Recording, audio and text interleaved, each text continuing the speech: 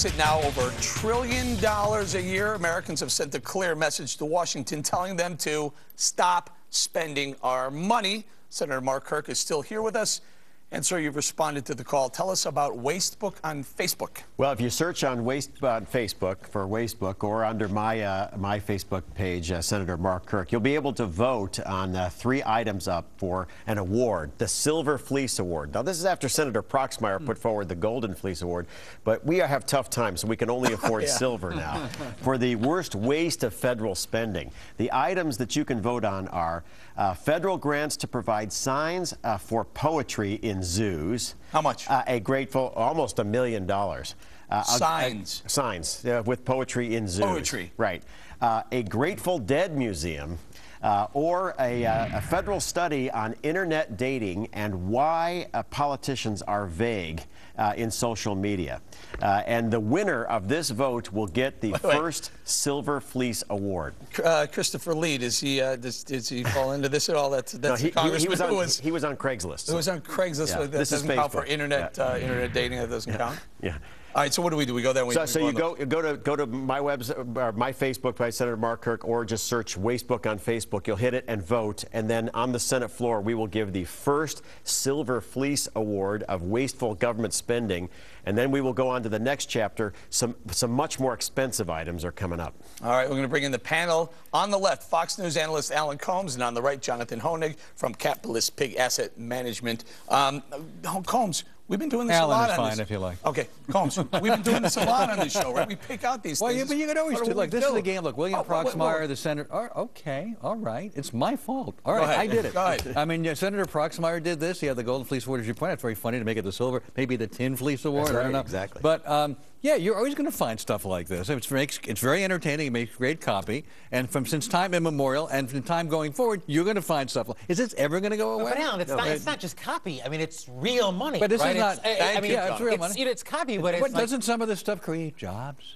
For a Grateful Dead museum? I mean, exactly. Someone's got to man the museum. If you believe that spending money creates jobs. No one's defending this stuff. Who's defending it? Alan, Combs, will you let Jonathan speak? No. Okay, fine. I understand that. And oftentimes, Eric, when you're talking about these hundreds of millions, billions of dollars, it almost doesn't become real. And you forget that, it's guys in New York, it's Joe Sixpacks out there in the middle of America who are working to fund these projects. And, Senator, I appreciate all the work that you're doing in helping to expose this. I got to tell you, what worries me are some of the less egregious kind of examples. I mean, you don't have to look too far to see the hundreds of billions of dollars in unfunded liabilities, the Medicare, the Medicaid, that frankly many on the right don't even want to touch. And that's where a lot of money goes. And I would say that's where we got to go next. These are symbolic, and we'll start out WasteBook on Facebook. We have to go up in price, though, like no second engine for the F-35 aircraft, no Joint Forces Command, and then even higher. We can't just cut billions. We have to cut trillions, which is why, in my view, the biggest vote in this Congress is on the debt limit extension.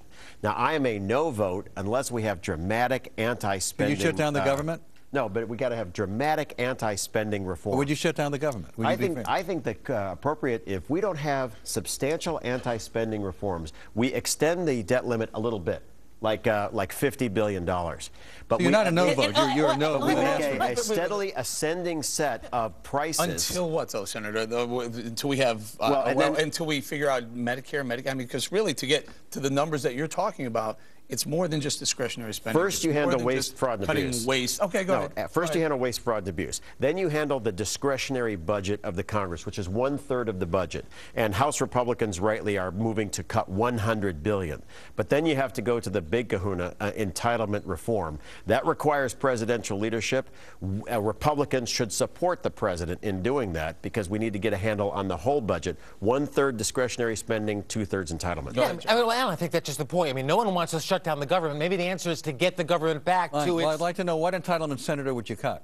Well, I think what we do is we repeat the model of President Reagan and Speaker O'Neill that sat down and said, we are going to endorse 2 key reforms. In the case of Social Security, they increased the retirement age from 65 to 67 and also increased the Social Security withholding The American people didn't like either one. But because the real leader of the Republicans and the real leader of the Democrats endorsed it, it was unusable. Go ahead, Alan. But here's the issue. We do this weekly, you and I. We sit in this, and the Republicans don't want to touch Social Security. They don't want to touch defense.